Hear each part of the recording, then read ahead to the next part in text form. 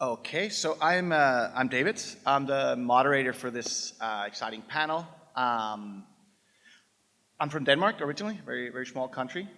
There's this expression that, because it's a very, unfortunately, I'm not proud to say it, but it's a very high producing and consuming of animal-based products, unfortunately. There's this saying that the Danes feel the same way about their meat as Americans feel about their guns. So, as someone said, there's sort of a bit of a cultural love affair with meat. I think that's the case for actually a lot of countries. So, luckily today we have 3 panelists who's gonna help us through this breakup. We're gonna be looking at alternative protein and how this impacts animal welfare and how it contributes to, but also on the other end, how the animal welfare movement can contribute to alternative protein and development of that industry. So as you're probably on the 3rd day here well aware of, you can ask questions in the Hoover app, and I suggest you do, and please prep. You know how to do, just log into it and go to the session and then insert your questions and vote up the ones you find interesting. Well, sort of without further ado, I'm going to introduce the first panelist, and here we have a 15-minute presentation from each, and then the round of questions, and I hope to get to audience questions as well. So, great pleasure to introduce Chef Dave, Malaysian plant-based celebrity chef. He runs the #1 Malaysian platform for plant-based advocacy, and I think, he has in his sort of title, the name celebrity, so I don't think there's need for much introduction, and I think a lot of you probably saw his very inspiring keynote this morning. If you didn't, I can highly recommend going on to the recordings later. I left very inspired and I learned a lot. One of the more concrete things I took away from his presentation is he had this very good move where he invited all the people in the back to come closer, because it actually gives if I could ask you guys to come closer and sit in some of the front rows. That would be really lovely. It was a very cozy and a more intimate feeling. Thank you so much. Again, no pressure for the introverts, but it did give a much better feeling. So without further ado, I'm actually just going to invite Dave up to talk for 15 minutes. Yeah, welcome, and give him a big round of applause. Thank you.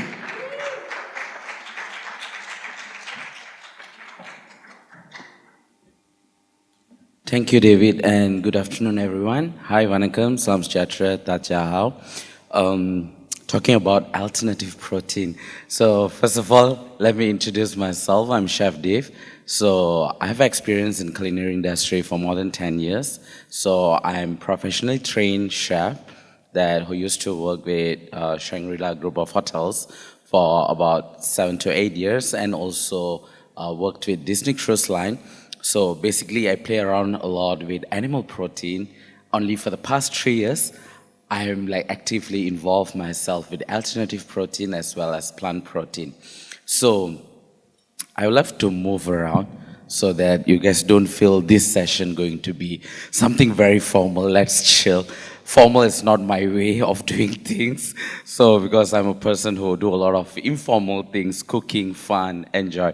So what I'm going to talk today in terms of alternative protein from a chef perspective as well as consumer perspective, because I deal with a lot of audience from different background, mainly restaurateurs, home cooks, people who really, do cooking for hobby, and people who are foodie, and people who are, experimenting different type of recipes. And I do a lot of recipe development for restaurants and also for certain group of people, for example, like schools, hospitals, and so on. So throughout this whole process, one thing that I realized that when look into alternative protein in Malaysia and also in Asian context, we already doing this for many years, but it's one thing that I realize is highly processed, and also the significant amount of protein in those so-called alternative protein is a lot of question mark.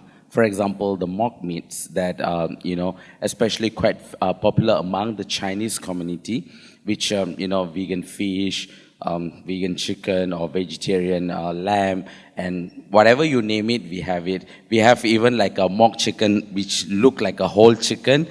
Basically, it's just made from flour and it's highly processed. So we have every single thing that exactly, to mock what the animal protein look like or texture like or taste like. But I think in recent years, what happened is when the food technology and the innovative part of alternative protein when take charge, where especially a lot of brands, for example, like Impossible, Beyond, these are easy example that I can give you guys that actually able to do something in terms of texture very close to meat, look alike comparative to what we have in Asia. It's so fake, to be honest. So when this kind of industry take over, it inspires a lot of local producers, manufacturers to also to come out with similar thing. It's great, but then we started to face a lot of issues. For example, where my audience, each time when I introduce a new plant protein, alternative protein, number one question is, why do you guys name it after animal? This is number one. Why vegetarian chicken? Why vegetarian fish? So this is something that as a vegan community or as a plant-based community or whatever we want to label it, how are we going to make our stand? Are we going to come up with a new name? So whatever I'm going to share now is purely from a sharing basis. What are the experiences that I've been through in social media, dealing with non-vegan audience that I have. So these are the questions that always being thrown out. Why you name after animals? So this is something that all of us have to start thinking. Even the word alternative protein, so is this like something alternative to the good? So is this like the second best? Or are we going to say it's a better protein? Or there are some words recently being used like smart protein? I don't know. So these are the part that that all of us have to think about it in the movement, how we can actually tackle and also convince people about the protein that we are working towards to avoid the animal protein, right? And second thing is the price point. Whenever this alternative protein being introduced in countries like here in Asia, especially when it's import, so the price is very expensive, and immediately it started to give people a perception that, oh, alternative protein that vegans or plant-based movement or people who are saying that it's good for environment, etc., gonna cost expensive, so better just eat meat. Just cut the story short. Why, trouble yourself trying to create something similar, but it's going to cost you expensive. And another issue is, the issue is highly processed. And I'm not so sure how many of us gonna agree that some or most of alternative protein are highly processed. So how are we going to tackle these to the non-vegan world outside to convince them, hey, vegan world is a better option, we have a better health, better for environment. So this is another perspective that we have to be consistent with our message, especially when we are saying that alternative protein is better, zero cholesterol, etc. But when we look into the ingredients, how it's processed, it's like a tons of ingredients, and we know for sure that it's not whole food plant-based. It's equally unhealthy as how the non-vegan sausages, nuggets, and all those, highly processed stuff. So how are we gonna tackle and be on top of this to really give confidence to the movement and also to the outside world that plant-based protein or alternative protein actually can do better, and why it's good, how they can sort this issue. I think people still struggling, especially, I'm not sure from different part of the world how the situation look like, but like in Malaysia, people don't even know actually how much protein they need per day. So all they know is every meal there must be some fish or chicken or meat or something. so that they get the protein they need. So this basic awareness is also a big question mark, and when we are introducing all this alternative protein, it's always a backlash that more welcomed. But of course, the role of alternative protein play a big role for people who are transitioning to vegan diet. That I definitely can see. It helps a lot, and a lot of brand when they come out with all this alternative protein, it really reach out to the market. But the question is, it goes up and down immediately because of all the negative voices and price point, the name, and there is very less research has been done on this area to tackle, to give confidence to the people outside that how great is this alternative protein could solve the issues that we are facing day-to-day basis.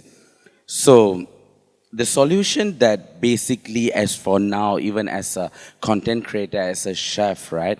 Like I face all this. So for example, whenever, I don't want to mention name, for example, brand A approached me, hey chef, we have come out with amazing plant-based protein. I hope you can help us to, incorporate this in your recipes, to promote this to your audience, to your local community, for example, chicken curry. Now you can use our chicken chunk. It's amazing. It's healthier and all that.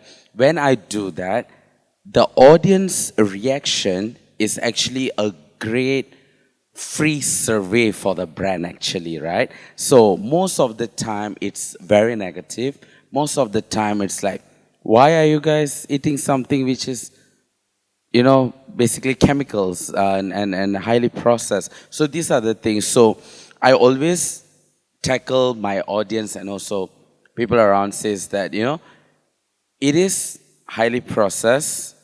It is not like the best option of protein, but there are many more whole food protein that you actually can consider and incorporate into your diet. For example, in Malaysia, very easily found this lion mane mushroom, hericium mushroom, they call it. So this will be the best replacement for chicken, which I always use. And I realized when I use that, it's welcomed by the people. They don't feel, they got no way to actually question because it's mushroom. So what you want, it's not highly processed or whatsoever. But again, how are we gonna do this? How are we gonna incorporate whole food into this alternative protein and also to make to fill up the gap between the issues that we are facing in terms of awareness as well as the bias that we have, like either it's healthy or not healthy. This argument, are vegans or people who are fighting for, we want animal to be liberated and not consume animal protein, but at the same time, we're going to tell the world that the alternative protein, it's really healthier, better option. Or are we going to just bias and say it's healthier, it's better, just simply because it's not animal involved? I think the consistency of our message and our stand on this is very much important. At this point of time, I'm just trying to go for the whole food as number one option when it comes to protein. And number two, try to go for the least or minimal processed alternative protein. That's number two. For example, even tofu and tempeh is considered healthier, but it's also minimally processed. It's not whole food either. But comparatively to a highly processed protein or alternative protein or mock meats, definitely tofu and tempeh is better option, right? So those are the things that I'm working on from as a chef perspective, and also these are some of the insight that I got from the past 3 years experience dealing with Malaysians, Southeast Asians, and all that. So this is more or less a little sharing from me. I believe continuously Nicole and Shirley will share more on this, and we will have more discussion on this area later on. Thank you. Thank you, Chef Dave. Very interesting. So, well, Shirley, you can start. Come on up here. It's my great pleasure to introduce Shirley.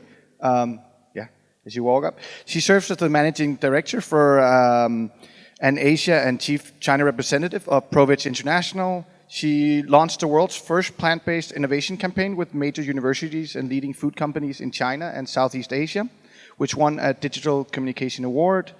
And to accelerate plant-based innovation, Shirley has spoken at and launched foods forums that bring together officials, academics, senior executives, as well as startup entrepreneurs, investors, to provide insights and shed light on opportunities and challenges. She's also a coordinating lead author for an upcoming UNEP General Environment Outlook brief on the changing role of business in transforming the food systems. For those who don't know what UNEP is, the UN Environmental Protection Agency. Well, over to Shirley. Give her a big hand and look forward to her presentation. Thank you. Thank you, David, for the kind introduction.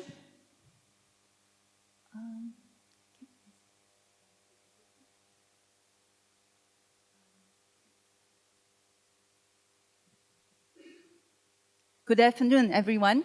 I'm Shirley from ProVeg. Before yesterday, my topic of presentation is transforming the food system through innovation. Can I have my slide on?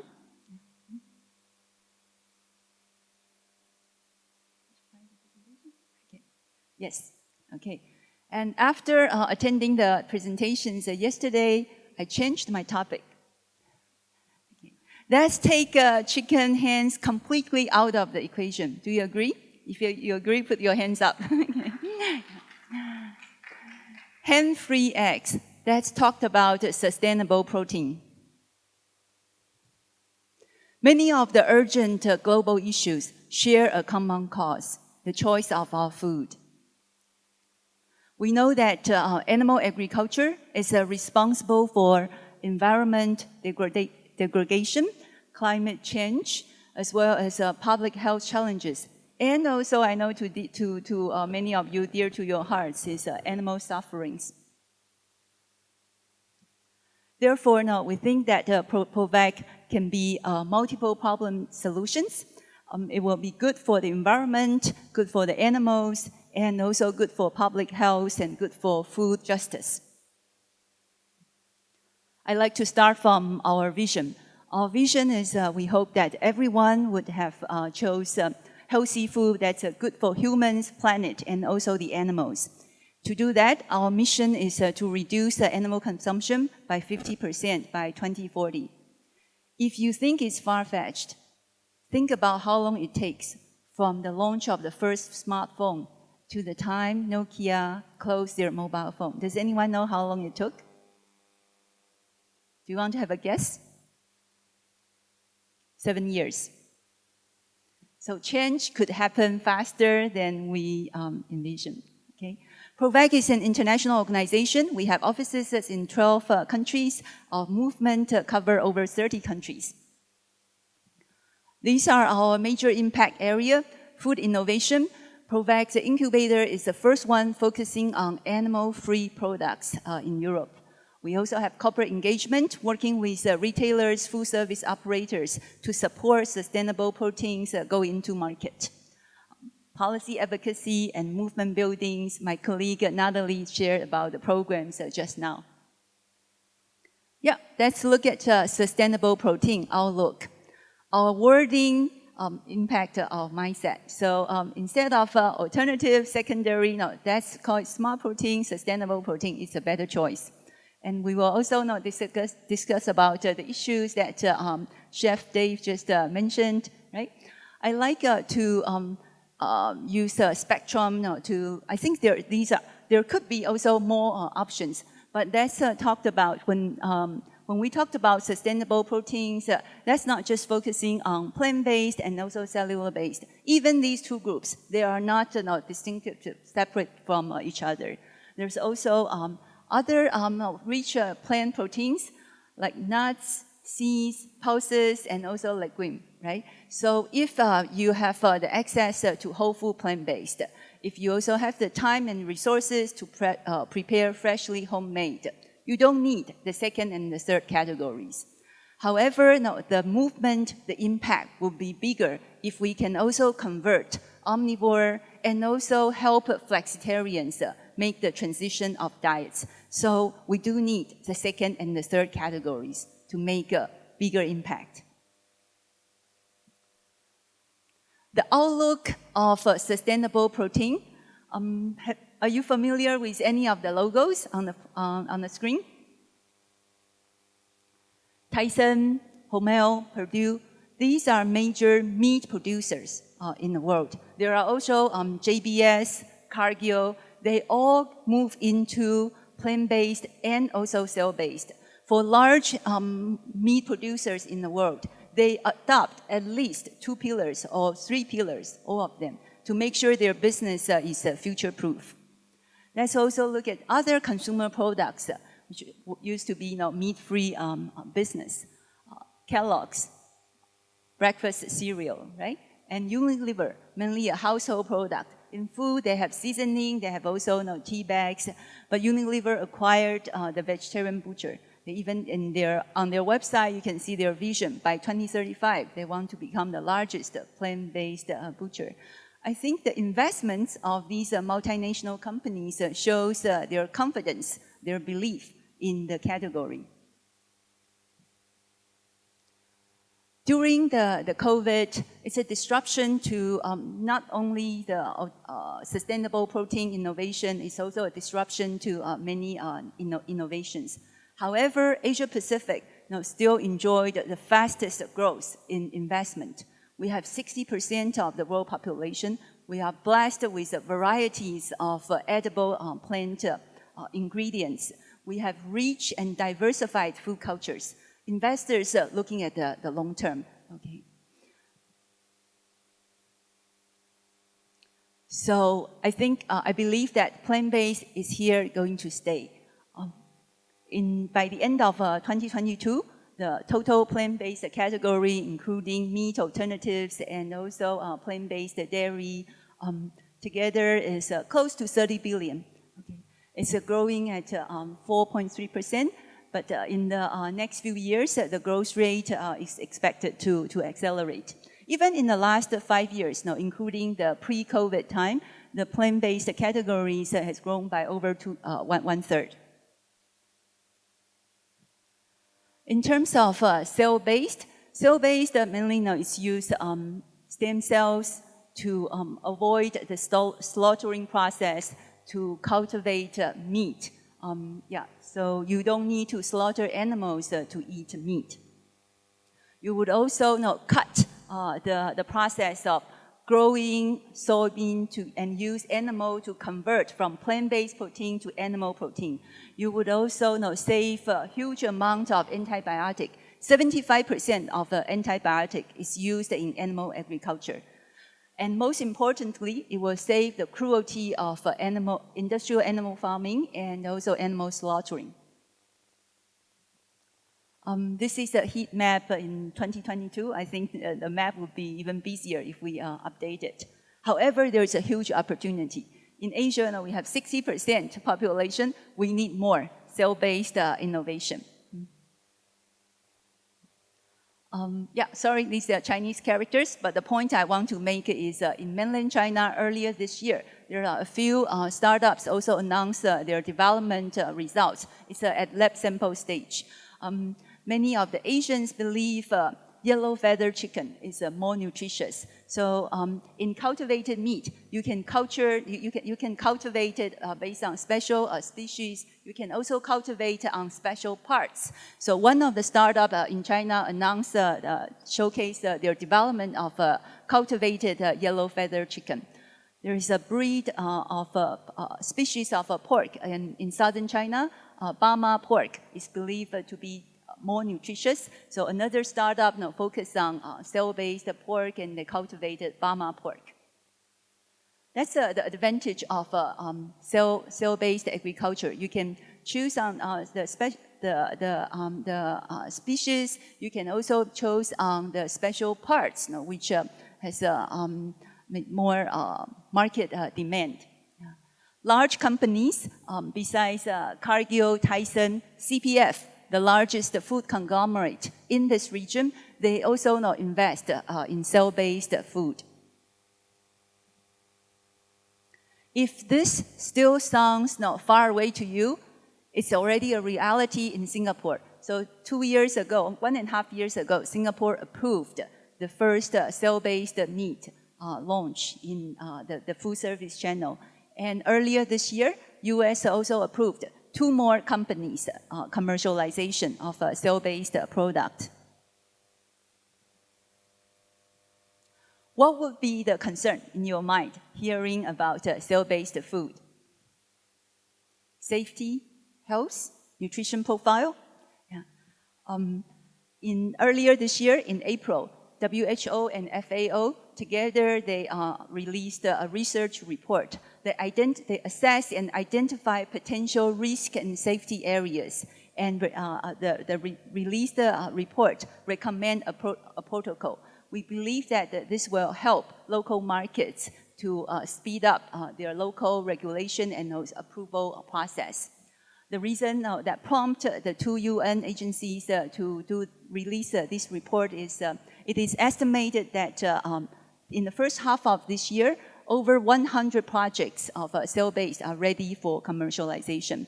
So we hope that not only from the product development front, but also on the regulatory side, this will help the acceleration, introductions of these offerings into this market. Public investments. Okay. Countries like Netherlands and Israel, they are the pioneers making investment in cell-based agriculture.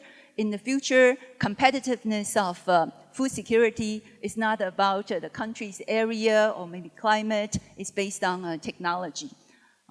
In Asia, Japan, Korea, although the number 2.2 million may not look big, but Japan mainly focusing on setting up the lab to facilitate, overcome the first barrier to help accelerate the development of cell-based agriculture.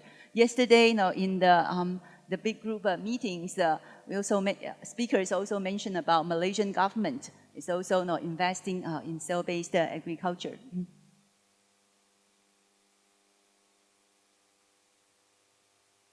But bear in mind that the future isn't just plant-based or cultivated. It's the best of 2 worlds. We think opportunities exist in blend. Huge opportunities existed in blend the 2 solutions. The launch in Singapore, I mentioned that already approved 1.5 years ago, is actually also a product of blend. It's 70% cultivated and 30% plant-based. In fact, in the market, in China, in Asia, which will be the most popular items now with big volumes, let's say dumpling. In fact, many dumplings already adopt the solution of a blend of animal protein and also plant-based. The function is to reduce, not only to reduce cost, but also to enhance taste, to reduce the greasiness. So in the future, now following the same logic, it could also be a solutions of cultivated and plant-based. In the US or in Europe, sausage, likewise, blend solutions have already been applied for decades using both animal proteins and also plant-based. These animal proteins could be replaced with cultivated solutions and reduce significantly of animal slaughtering. What do consumers want exactly then? Yeah, so consumers want improved taste, texture. Texture is more of an Asian sensory requirement. And they want a cleaner label, and they want also improved good nutrition profiles. While we're talking about the sustainable proteins and how it can help achieve our mission, no, that's not neglect. That's not neglect the group of flexitarians and also reducitarians.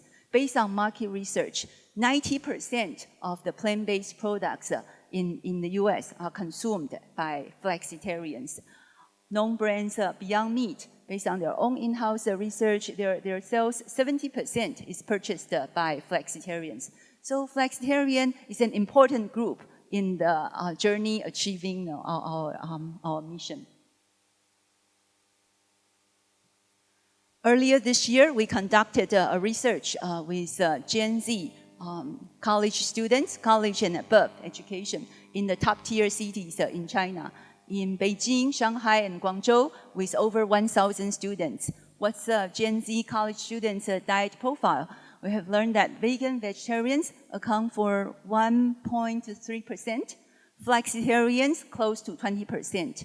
This space, I think, is encouraging. Just for your reference, the marketing research conducted in the US, in the Gen Z, is 24% is flexitarians. So I think this base in China, this is a good base to support the alternative proteins development. Their attitudes and considerations about sustainable protein, we asked them about their motivations, their considerations of both plant-based alternatives and also the cell-based alternatives. In terms of plant-based, the considerations including to the intrinsic attributes of the product, safety, nutrition, and also price. It's a nice surprise to see that animal friendliness and environmental friendliness are also ranked high. When we give them 8 attributes to rank the most important factors, over 10% rank animal friendliness as the top criteria. At first, no, we thought, is this data correct? So then we separately did some desk research. Do you know that in China, 40% of the pet owners are so-called post-95, Gen Z. This is a very different trend from other countries. Usually pet owners are family with young kids or elderly. This is pet ownership is a growing trend. Although there is no hard evidence to equate pet ownership with animal loving, but we see some correlation there. And it's an encouraging trend. So when we ask about cultivated meat, the considerations, I think the considerations are pretty similar. And in ranking with other attributes, the importance of animal friendliness is even higher. If this trend continue, I think the brands, the marketers of plant-based and cellular-based may have different strategies targeting those pet owners. More importantly is what we are doing in advancing the plant-based proteins introduction in the market and what you can do. ProVeg has the first incubator focusing on animal-free products. ProVeg has incubated over 100 startups and helped raise over 300 million euro. So in your communities, if there's any scientist, any business persons, any activist who has a business plan to start a sustainable protein business, I welcome you to introduce them the ProVeg incubator. We can connect them to the communities and help to increase their chance of success in the marketplace.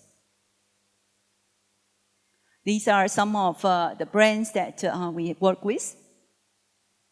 We also have another programs on New Food Invest, which help raise funds not only for ProVeg's incubator alumni, but also startups in Asia Pacific, in Europe, and in North America. And we are launching the Innovation Challenge. You saw the banner in the hallway.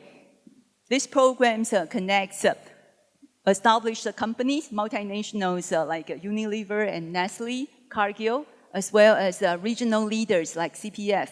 And we like to support startups. Startups from South Korea, Yuli Meat, and startups from Indonesia, Green Rebel, and from China, How Food. The idea of this campaign is to connect these food and beverage companies with Gen Z college students to co-create sustainable solutions. We like to channel Gen Z's creativity to develop plant-based food innovations. And through these programs, we also have a chance to educate them about the impact of their choice of food. To many students, it's the first time they see the big pictures. They understand about the impact on the environment, the impact on public health, and also on food security of the different diets. Therefore, I invite you, if you have brothers and sisters, cousins and neighbors in college, or if you know any university faculties, can I invite you to share the campaign with them? This year, we also invite students from other regions, from Europe, from US, to form teams with Asian students. We believe in diversity. We believe in cross-pollination. I hope that with more students join this campaign, our students learn first about the pros and cons of different diets, and secondly is their creativities and their knowledge about the local food preference will help introduce a stronger, more nutritious, and more affordable, good quality choice of plant-based food options. Last year, we invited 5 finalist teams to present their solutions at COP27. The teams from China, from Singapore, Thailand, Indonesia, and also South Korea. Food is local. Many of their creativities are related to their local iconic dishes. So the audience are very impressed about the students' ideas and also how the ingredients in Asia, the food cultures in Asia, could accelerate the movement. So again, if you know any college faculties or university students, please help share the campaign. I think regarding to price point, I would like to say that we need a Tesla moment in this industry. Okay, even bottled water is also processed product. There's a difference between processed product and deep processed products. There's also a myth about the food ingredient. Cleaner label is good. We all support cleaner label. I think we are on the path. The difference of plant-based and cellular-based is it's making progress, making improvement every day. Pork is pork. Beef is beef. But these solutions can make progress every day, every week, and every year. So together, I think we'll get there. Thank you. Oh, okay, these are some Asian solutions. Just to echo my new topic, hand-free chicken. These are solutions from Asia. Flow Foods from Singapore. Anyone here from Singapore? This is a plant-based. Plant origin from Thailand, made with rice bran. An innocent egg. It's also made with legume from South Korea. Evil egg from India. So hand-free eggs are now a reality. Stay in touch. Thank you so much, Shirley. So for our final panelist, we have Nicole Rawling.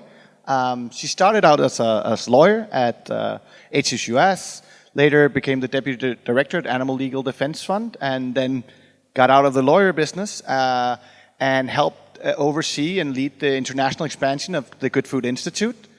And she's now the CEO and co-founder of Material Innovation Institute, which she's going to talk a lot more about. And I welcome you to give her a big round of applause.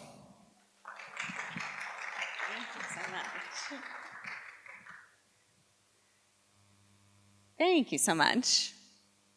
So you will not hurt my feelings.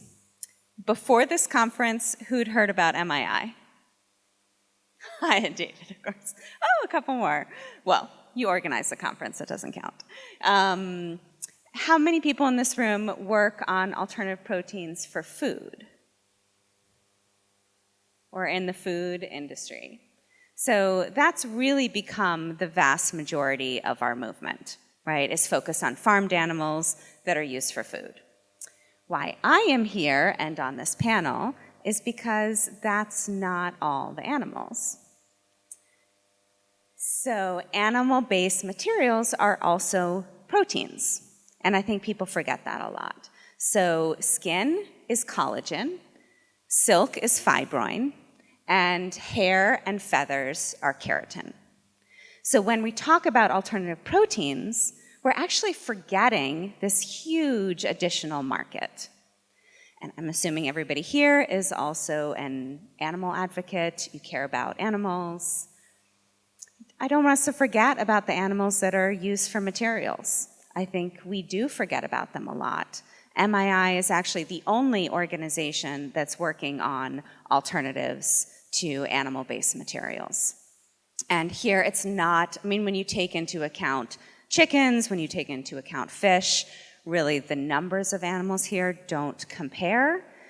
I'm not going to go into how they're treated. I think all of us know that animals used for any commodity are not treated well, but there's a significant number of animals that are used for materials, and especially in Asia, where most of silkworms are produced. It's 1 trillion silkworms boiled alive every year. So I have been in the movement for a really long time, and what's exciting me is how much we're actually looking at other issues, not just animal issues. So we are thinking about animals, of course, like I just talked about, but we're thinking more about human rights. We're thinking more about public health, and we're thinking more about the environment. So especially in Asia, there are significant issues around human rights and public health. So we were just talking a little bit about silk. There's a lot of forced labor. There's a lot of child labor in silk production. There's a lot of third-degree burns. The way silk's produced is they actually boil the silkworms alive, and that water spills and gets all over the people working in those industries. So we really need to be thinking about humans in the production of animal agriculture. And then with public health, it's a huge issue, especially in India, in Bangladesh, in China. The chemicals used for leather production, as an example, they're carcinogens. They have really negative effects on health, and they also do get into the environment. And in all animal agriculture, humans are also taken advantage of. We need to be thinking about humans as well. And then there are significant environmental impacts. That's what we talk about a lot. The fashion industry, home goods industry, so think furniture, think sheets, think curtains, think rugs, and automotive. So seats of cars, the floors made out of wool. Those industries really care about the environmental impact, and so that's where we're focused. So here are just a few statistics that I think people aren't aware of. So 10% of global greenhouse gas emissions actually comes from the textile industry. It's a significant portion of our greenhouse gas emissions. And then textiles actually contribute more greenhouse gas emissions than all international flights and maritime shipping combined, right? This has a really big impact on the environment. And then on water use, 79 billion cubic meters of water are used annually in the textile industry. And to make one shirt, we use 2,700 liters of water, right? This industry has a major impact on the environment.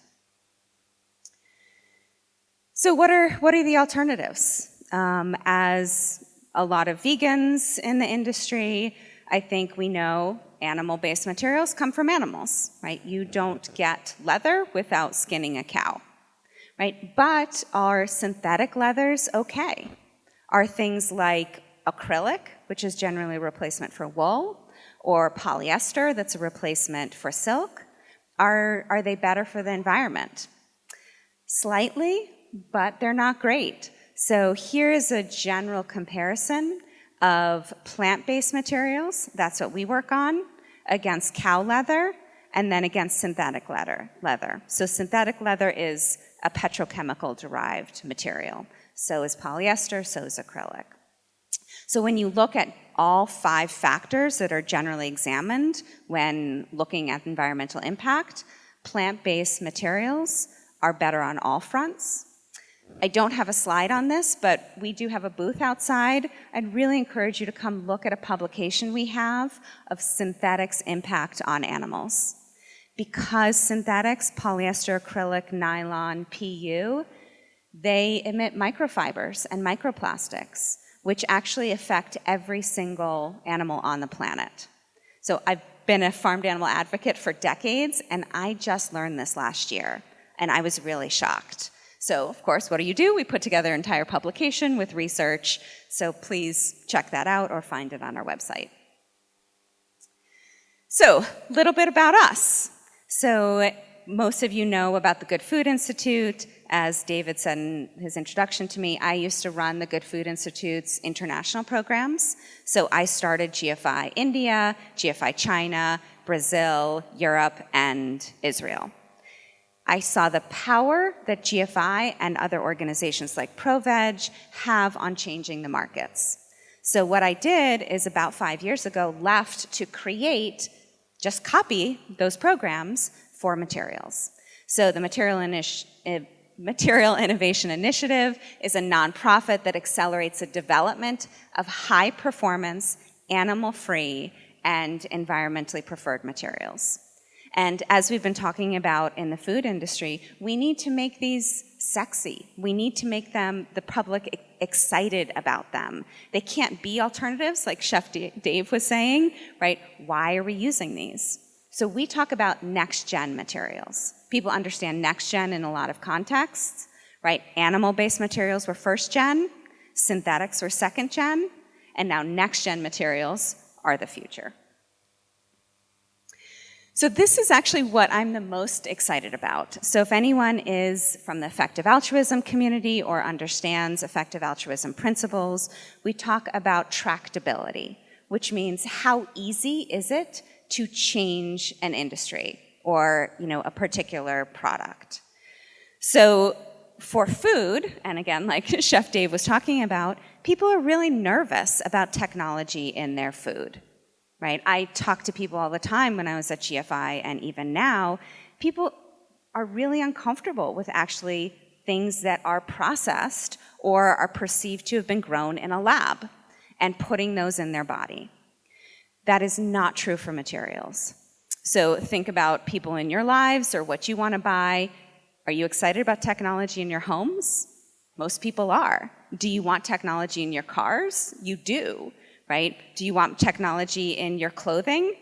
Think about things like Gore-Tex. People are excited about those type of innovations. Second, it's not culturally tied. So we've talked a lot about food and how you have recipes that come down from your culture, from your grandmother. It's part of the decision you make with your friends when you go out to eat, with your family when you come together around meals. How true is that for shopping? Not really. I've heard so many people say, oh, I can't give up cheese. Cheese is so good, right? Nobody said, oh, I can't give up my wool, right? It's just not the same. People are willing to change in that area. There's also no regulatory hurdles for materials like there are for food, and the demand already exists.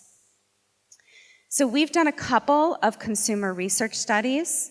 In the United States, 45% of US consumers are highly likely to purchase next-gen materials.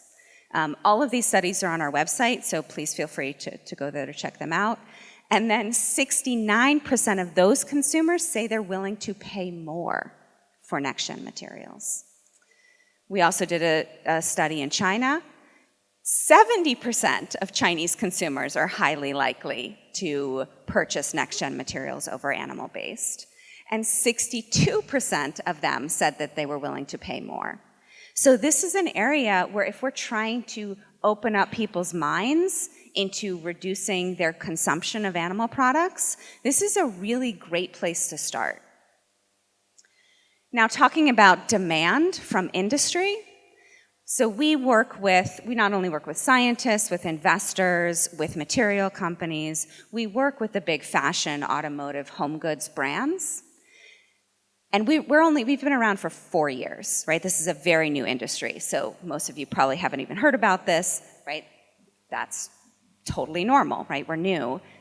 But even now, 95% of the brands we talk to are excited about next-gen materials. They want them, they're looking for them, they're ready to purchase them. Right?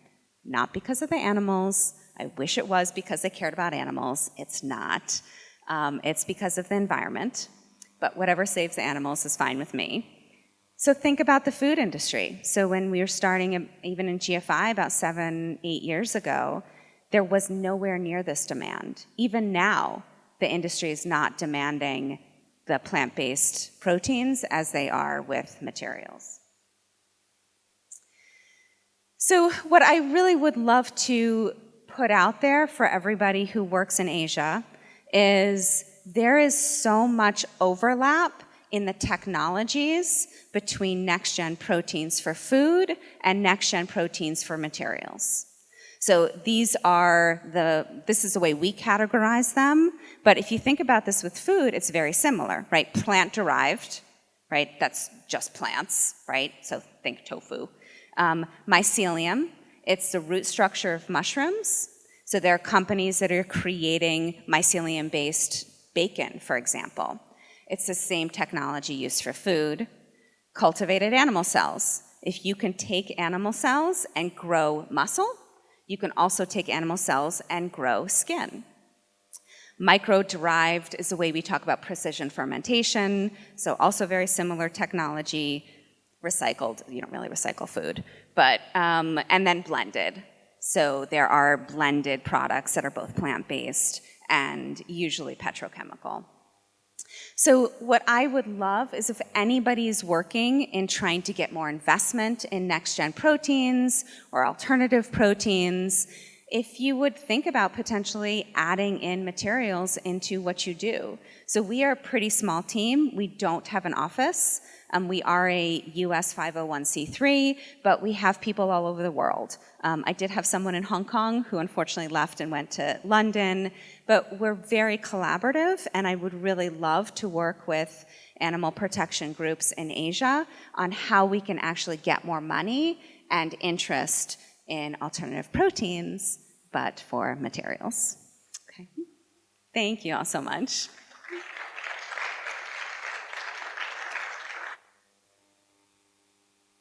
I would like to, of course, say thank you to all the panelists. Very, very interesting and very, very diverse discussion, not just staying with proteins within food, but expanding beyond and consumer interest. We unfortunately don't have time for questions because we do need to make room for a little break for all of you guys, of course, and for the next session. But what I would like instead is to invite you all to, first of all, give another round of applause to these very friendly faces. And then I would say go up and meet them. One of them has a booth or two outside, but they're, I can tell, very, very friendly and very, very interested in your questions. So I would invite you up to talk to them. Thank you, everyone, for attending the panel, and enjoy the rest of the day.